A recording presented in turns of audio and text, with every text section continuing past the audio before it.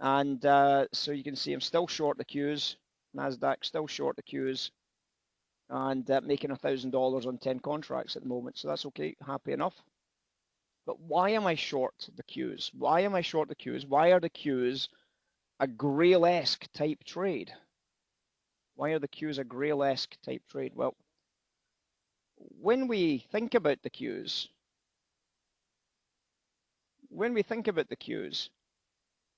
the Qs should always, not always, but the Qs generally is seen as a laggard. And you might be saying, why are the Qs seen as a laggard? This is the S&P you're looking at just now. Why are the Qs seen as a laggard technically? Because the Qs go according to duration. We've talked about duration before. And we've talked about duration before, haven't we? When we're considering duration, one of the things that we're considering is the concept of duration sensitive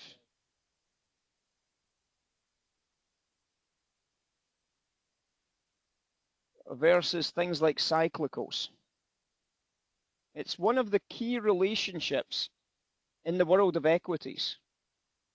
Now, when we look at this relationship, one of the interesting things is that these both make up an equities. These both make up equity, the world of the equity space, don't they?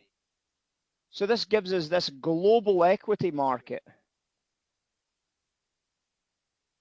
And we know that global equity means that generally, as a rule, all equities go up at the same time, all equities go down at the same time. But they don't, do they? It's like saying all bonds go up at the same time and all bonds go down at the same time. They don't. Because they have different sensitivities. Now, inside the world of global equities, one of the things that we know is equity positive is, for example, a positive rate curve, right? Yes? One of the things that we know is positive equities is 6A, 6C, correct? So what are these markets? What is a positive rate curve and what is a positive 6A, 6C, which is obviously a high beta? Well, they're all duration, right? A positive rate curve and a positive A and C currencies, the Aussie dollar, the Canadian dollar, they're both duration trades, aren't they? They're both duration trades based around the curve, aren't they? The more the curve goes up for interest rates giving us an opportunity to raise rates, the more the curve is going to be bullish and the more the 6A and the 6C is going to be bullish. So when we look at global equities, they grow, most of the time, they grow when the market's positive, when the market's strong. When interest rates get too high, then that's obviously where the problems become pretty obvious. But this is the point that we're trying to make here. In the early stages of growth, this is what we see. So obviously, if global equities go up when we've got a positive rate curve and we've got a positive A's and C's market, which are both duration trades, then which market is sensitive to duration? The NASDAQ. Why is the NASDAQ sensitive to duration? Because the NASDAQ is highly priced on future earnings, okay? So the NASDAQ has a big element of future earnings in their price. Future earnings are impacted by higher rates. Higher rates show up because of improvements in the 2s, 10s curve, right? Everybody understands that, yeah?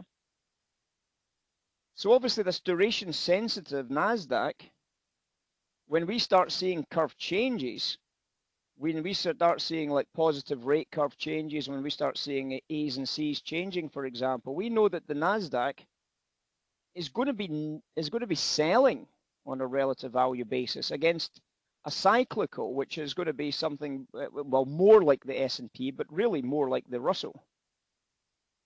The Russell obviously is the most cyclical of the markets, featuring most of these small cap type stocks that do really well when the economy is doing well, of course.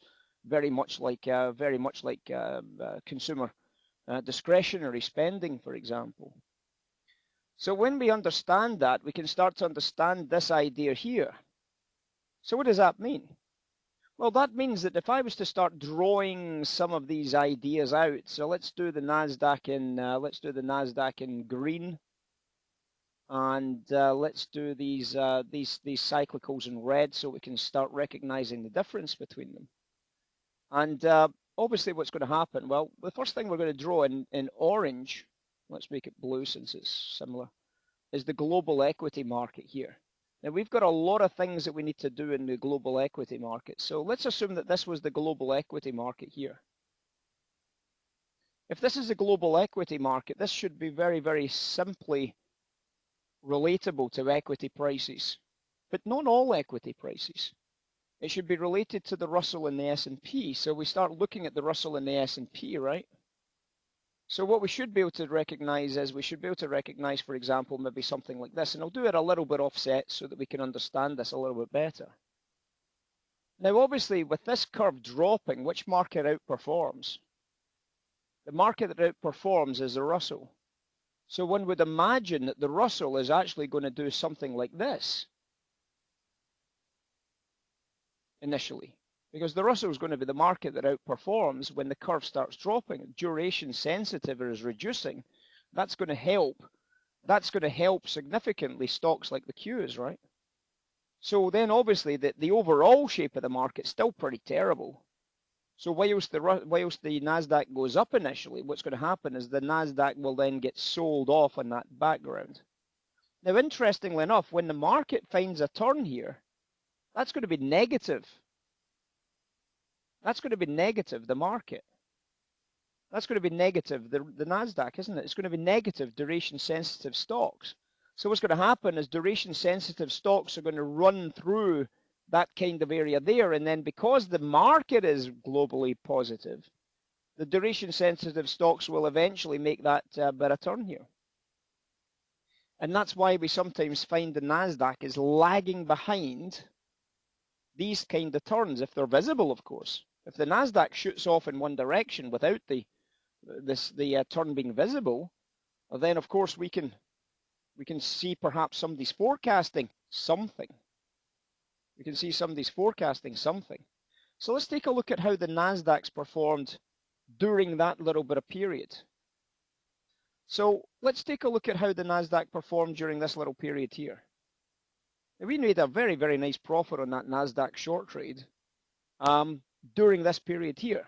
You can see obviously the global market has gone back bullish again, so that gives you an opportunity to maybe buy some Nasdaq in a lag here, and that might give you a nice opportunity to make some nice double way money. So let's take a look at what happened through this phase. The first thing we can see is we've got the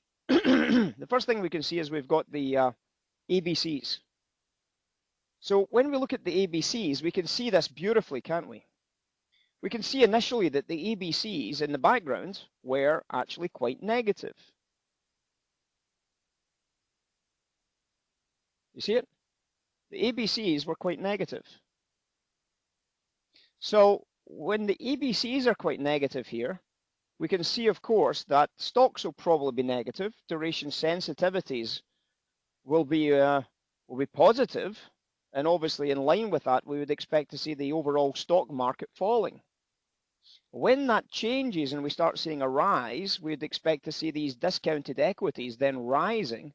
But because the ABCs are a lot higher, one would imagine that in this little space here, there's going to be a little opportunity to start making some monies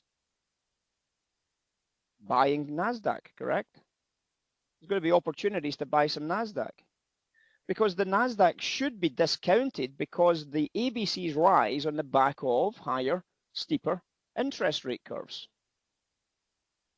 So that's the trade, isn't it? This is where the buy trade is going to be on the ABC. This is where the buy trade is going to be on the NASDAQ.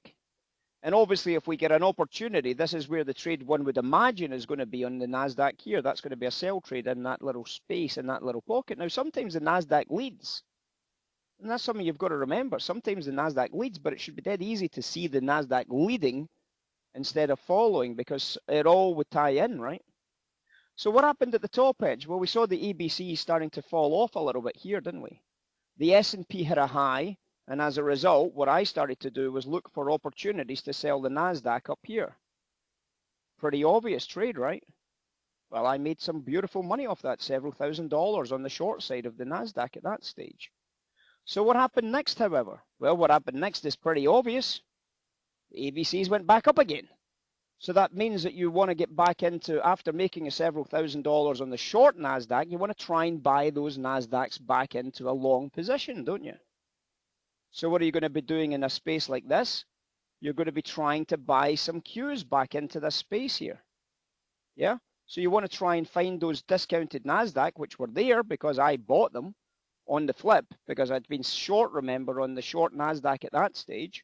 Now I want to try and buy some NASDAQ in this space here because they should be discounted at this stage, shouldn't they? From this point onwards, where we start to see this rising, the NASDAQ against this S&P on a relative value should be discounted against these relative values. Now that's going to lead you to a buy trade through this phase. And that's what happens through that phase. Now you can see where all the NASDAQ trades are. There's going to be a NASDAQ short here. There's going to be a NASDAQ long here. There's going to be a NASDAQ short here. And there's going to be a NASDAQ long here. Okay? Now, whether there is or whether there isn't the point at this stage. But that's what you would be looking for at this stage, right?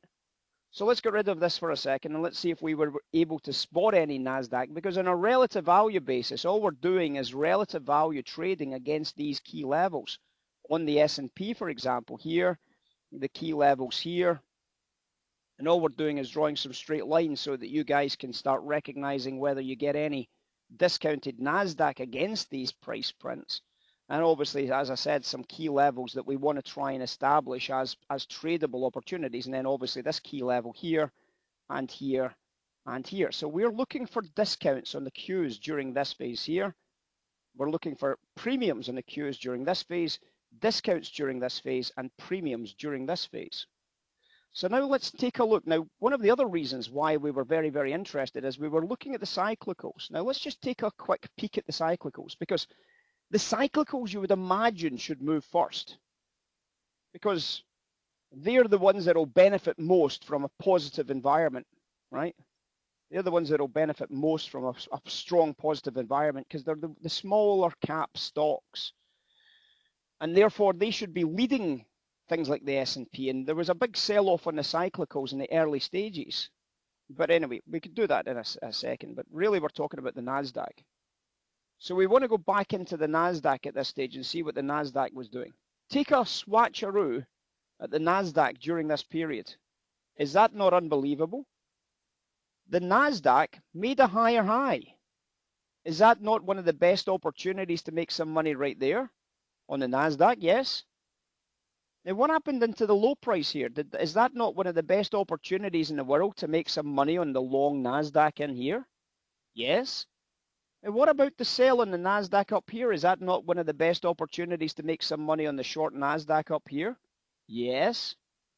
And what about the low in the NASDAQ here? Is that not one of the best opportunities to make some money on the low in the NASDAQ in here? Yes. So did you manage to make an absolute fortune on the NASDAQ? Sell side, buy side, sell side, buy side? Yes, yes, yes, yes, and damn tootin' right, yes. So it makes sense, doesn't it, guys? Doesn't it? Does that make perfect sense to everybody? So were we right to sell the NASDAQ up here? Yes. Were we right to flip it over in here? Yes. Did we make money on both of them? Yes, we made several thousands on both of them, guys. The Qs are duration sensitive products. They will suffer when the rest of equities are doing really well most of the time. And therefore, that lagging information on the Qs gives us an incredible opportunity to step right in. Pick up some great trades, guys.